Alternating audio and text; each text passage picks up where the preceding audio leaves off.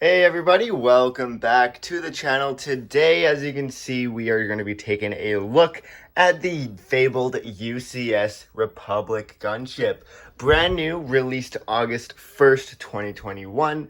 It came out in the summer wave of Star Wars sets and many other amazing sets that came out this month. It is, of course, an 18 plus style set. It is also set number 75309, and it has 3,292 pieces. So yes, a very, very large set, and I'm here to review it. It's going to be great. We're going to talk about it, and yeah, so as always, we're going to talk about the minifigures. The first minifig we have here is Mace Windu. Of course, the minifigs in this set are a little bit controversial. A lot of people don't like them. A lot of people like them maybe, but I personally don't mind them all that much. I think the whole situation has been blown way out of proportion. They're just minifigures, honestly. Like, the main focus of a UCS set is obviously the build. So so people complaining about the minifigs are, I don't know, I mean, I get it, like, people want a phase 2 Cody or like a proper phase 2 or phase 1 clone pilot for the Republic Gunship, but I am neither against that or with it. I just personally just like the build. I don't really care for the minifigs in the set all that much.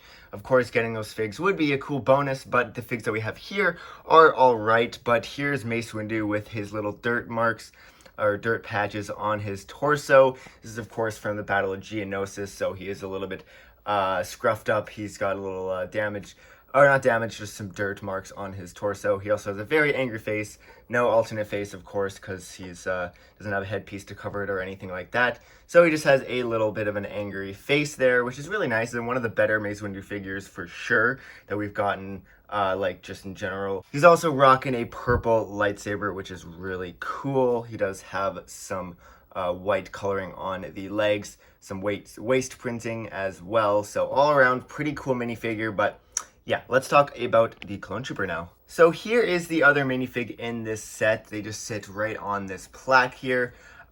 So this is a phase 1 clone commander.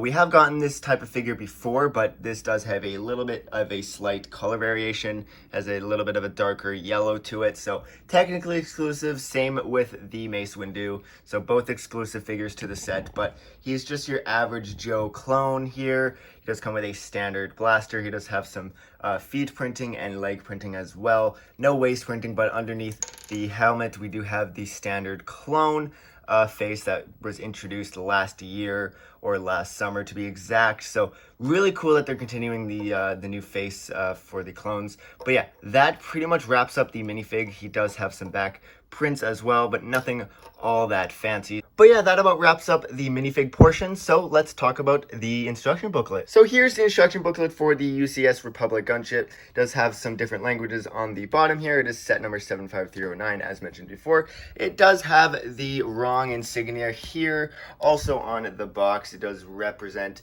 the Imperial logo when it's not supposed to. It should, in fact, be the Republic logo. It is here, though, which is great. Sadly, they messed up on the box and instructions, but that's neither here nor there. This does make these type of things a little bit more collectible, which I do like, but yeah, sucks that they messed it up. But yeah, back to the instruction booklet. Got a very nice looking render here of the gunship on Geonosis. Here's just some stuff about the designers, and also in different languages. If you care to read it, you can go ahead. Here's a shot of the designers with the gunship here, and some more shots of the Battle of Geonosis with all the Jedi fighting in the arena. This is when the clones come and save the day. Really cool. Here's some cross-section shots of the gunship too. Very cool, very cool. Some more design details and stuff of the likes. So yeah, the origin of the clones, very, very cool. So this is a very hefty instruction booklet too. 17 total building instructions, a lot of bags, and just very, very big, 500 plus pages here of building. So yeah, this is a very thick instruction booklet and definitely one to keep. Also because it has the Imperial logo there and also on the box. So yeah, let's actually talk about the box now. Very big box. Let's talk about it. So I'm sure you've all seen the front of the box. Wrong logo up there and up there. Mace Windu is up top there, hanging out. Lego logo up here and also on the bottom. 18 plus style packaging, very nice. Disney logo on the bottom there. So flipping it around, we have a very nice shot. This was the back of the box that got leaked before the set actually got revealed.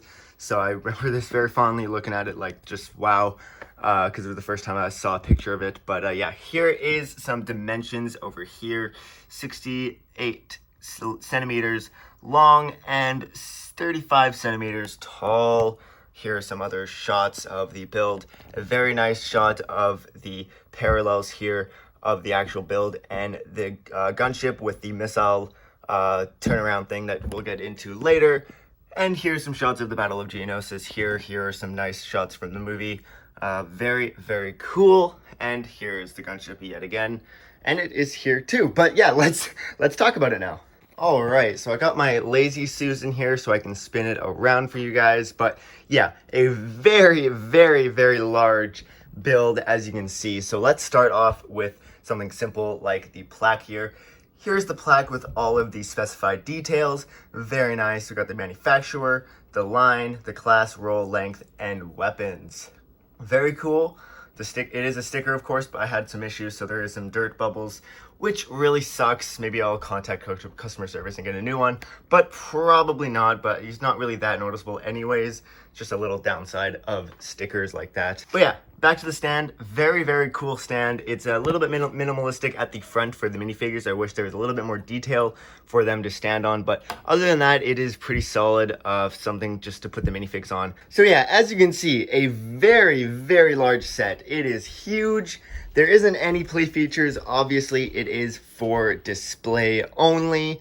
I guess there is one play feature, I guess you can call it a play feature. It is the turnstile for the missiles that do get put in here to be then launched out from the missile cannons, which is really cool. Obviously, you can't actually load up the missiles in here. It's just for show, which is still really neat. The amount of detail on this is really, really superb, and I really, really like this thing. Albeit there is a lot of stickers, which we'll get into, but yeah. So the stickers on here are all on the side, all the orange little details. The Republic logo here, which evidently is the right logo, but not on there. I hate that so much, but it's fine. Just makes the box more collectible, which is really funny to me. But yeah, so there are a lot of weapons on this ship. There's the ball turrets here and here. Got all sorts of guns on the front too. The missiles, as previously stated. The wingspan on this is just ginormous. It is just huge, and I freaking love this thing. The doors do, of course, open up, but not all the way, because, well, this isn't the Clone Wars version. This is, in fact, the Episode 2 version. So the doors have not been modified yet in that time. Part of the war, so they only open up that like that. The previous iteration, the other iterations have another door here that open up like that, and they also don't have the ball turret on the sides as well. The build process for this part was really neat. You kind of just built this whole section and kind of connected it. It's fit very fluidly, as you can see. The inside of the cockpit is just has a really cool little chair build. You can't really fit a minifig in there, or I guess you could, but it wouldn't look very right. It does have there's also a little simple control panel there. Same goes for that one. The cockpit pieces here are indeed from the Jedi Interceptor sets, so they're just colored differently, which is nice. These are, of course, prints, and if they were stickers, that would be pretty yikes, if I do say so myself. The way this was built was really neat. Like, the more I built onto it, the more balanced it got, because the backside is so heavy. Like, at some point I had to like hold it down when I was building it, but when you build like the rockets and stuff, it balanced it out more, but it's still very, very back heavy. So when you want to pick it up, I might show it later, but you kind of have to pick it up here and also support it on the back. So yeah, it's just very heavy as well. It's huge. The mechanism to put it on the stand is also really cool. We'll get into that in a bit. But the doors do also have some missiles on the door as well. I think I forgot to mention that. There are some details inside the canopy as well. There are some handles for you to hold on to, or for the clones to hold on to. There are a little bit of control panels in there to control maybe the weapons or something. There's also a ramp on the back that can open up and is held on by 2 studs. Here, if I can get it open, yeah, there we go. Very nice. You can fit a speeder up there or something. I don't think that's supposed to go all the way up in universe, obviously, because you're supposed to fit like a speeder in here, but yeah, they had to make it like that so the whole weight of the thing can actually be supported, so there's that as well. The ramp is neat. It's just held on by a couple of studs there. Very, very cool. There's also a back turret as well. Very neat. Stays on there fairly okay. If it comes off, it just means you're like, you might have bumped it or something. But also the way this is built, it just like kind of like warps in, or just kind of built around it and just like clipped up there and clipped in the middle here too. It's built very cool. And the build process, I can't get enough of it. It was a very, very fun build. Not repetitive at all or anything of the sorts. Had a very fun time. It did take me longer than I thought it would because I just had a really busy week. So this review is coming up a bit later than I predicted. So essentially how the stand works is that there is a white little knob there on the stand, and there is a little 2x2 hole right on the gunship. And what you're going to want to do is you want to aim for that white piece and get it right in that little 2x2 hole, and it will kind of like sit in there, locked in place essentially, and you don't have to do any other configuration. It just sits there with gravity, and it looks like it's on a skew there, so it looks like it's going right into battle. And I think it looks really nice like that, and I really like it. So there are some stickers on the wings as well. Unfortunately, this sticker here broke in half when I was taking it off. As you can see by the reflection, I had to kind of place it on a little bit overlapping, just so it's like, I don't know, I had to do my best here because it literally broke off, like ripped off when I was peeling it off. So there was that. So it does look, as you can see, this one is a lot better. So sadly, I have to rock that with my gunship for the time being. Maybe I'll ask for another sticker sheet. I'm not too sure from customer service. Who knows? Maybe I will, maybe I won't. But yeah. I can't get over how stunning this thing looks. I still don't even know where I'm going to put it yet because maybe I'll put it on a centerpiece on my coffee table or something. I think that would be cool. But yeah, I think this set is super, super worth your money if you have the funds to do so. It does cost $480 here in Canada. I think it's $350 in the US. Don't quote me on that. I will correct myself on screen if I am wrong. And also for me personally, if the Imperial logo was on the sticker sheet for the gunship, I would not have bought it.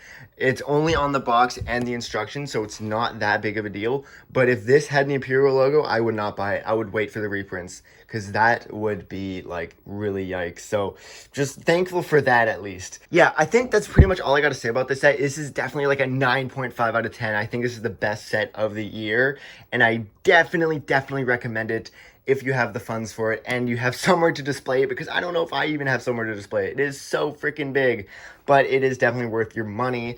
This is a very, very solid display piece, and I definitely recommend it. But yeah, that pretty much wraps up this video here, this video review of the UCS Republic Gunship.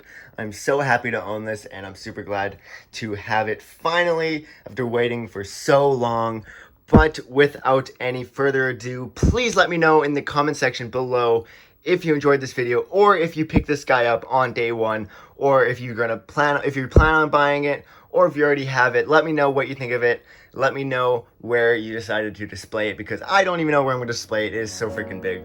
But yeah, let me know down in the comment section all your thoughts about this, and I'll see you all in the next video. Take care, guys.